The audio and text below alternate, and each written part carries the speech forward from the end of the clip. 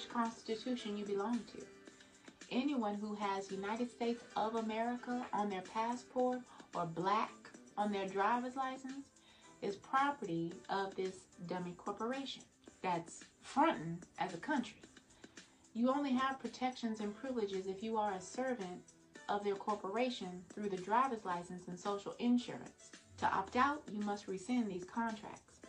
Your participation is not required. You just haven't been informed of the alternative. Here's the alternative. The alternative is to acquire a United States passport and use that exclusively for all your identification needs. And your ethnicity has to be real. It cannot be a status like black or white. That's not a nation nor a group of people, but a status in this social caste system. So like I said in the previous volume, determine your bloodline from your mother, your grandmother, your great-grandmother, or the census, and place that under nationality.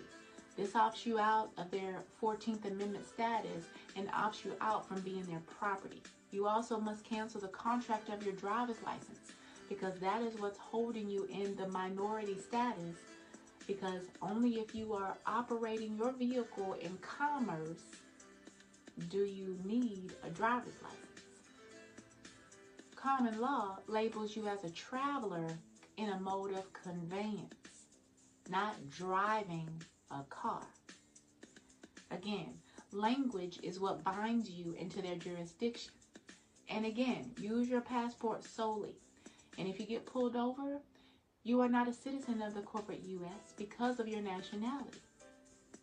Now, in terms of the collective, there are 3 sequential stages of a revolution to reserve our rights as human beings, not as slaves. First is ideological resistance. This is what I'm doing. I'm working to wake up as many people as possible as to what's happening and the direction we're heading. So share this video. All movements and revolutions begin with a shift in the mindset within the population. This is required. So share this video with whomever you feel can grasp this information and whoever you want to wake up. This part is imperative. These ideas have to go more viral than that fake virus out there. So this message has to reach a critical mass, and I need your help to help humanity. Be somebody's Jesus today, okay? And step 2 is civil disobedience, also known as nonviolent resistance. This part requires you to do everything in your power to bring the state to a halt. We are currently in the first 2 phases of this revolution that is happening outside. If we all come together, this can bring the regime of the elite to their knees. But can we put down the remote long enough to do this? If we fail at this stage, stage 3 is inevitable. Direct physical resistance. This is the last resort and should be avoided and delayed as long as possible. If you're inactive during the first 2 stages of the revolution, you've already failed. It's too late by the time and the guns get to your door. We have to establish an attitude against the propaganda to gain any leeway. And the cameras on every bank and every store that we go to reveal our level of compliance. So the military will know who will bend over and take it. And did you know that the World Bank has bribed many of y'all's pastors to use their sanctuaries as FEMA camps? I told y'all in the previous volume that those within the Boule Society cannot be trusted. It's now or never, and the stakes are higher than ever because our very soul is on the line. Being attached to some quantum computer through our very consciousness, one day will feel like a week, and there's no exit. Just constant reincarnation as a slave to these banksters using you and draining you of your energy. Stand up and fight by sharing this video with as many people as you can. But you have to nationalize or pay the price. Again, like I've said in previous volumes, if your great-grandmother was born at North, Central, or South America, I know a reputable guy who can get you IDs and start the process of reclaiming your sovereignty. The time to act is now. And don't be coming up in my DMs if you're not serious. Thank you again for your attention, because it will pay off.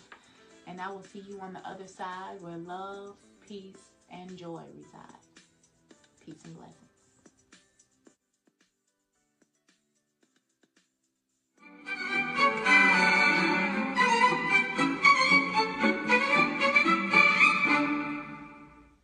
Ah, the government.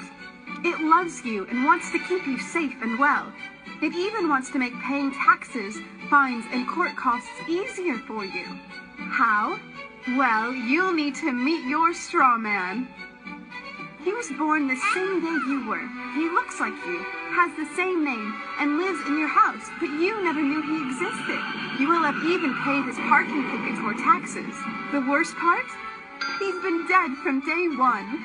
From every birth certificate, a legal personality, or legal fiction, is created with the same name to confuse little old you into thinking it's you. So, there is a human you and a paper you, or as it's commonly known, a straw man. So when it seems like government officials, court clerks, or the police are speaking English, they aren't. They're speaking legalese, designed to make you agree to verbal and written contracts without even knowing about it, all spun from Black's Law Dictionary. For example, when the police say, "Do you understand?" you'll say, "Yes." What they are really saying is, "Do you stand under our authority?" Oops-a-daisy, you just created a verbal contract with them. Oh, you clever government. Did you know that whenever you register something, you are handing over title to the person you register it with? That's right. Whenever you register something with the government, they assume it belongs to them. Registered your car? Super! Now you are the registered keeper of your vehicle, and the government can crush it when you don't pay your, straw man's taxes. Expecting a new bundle of joy? Well, then you need to register your little darling with a birth certificate.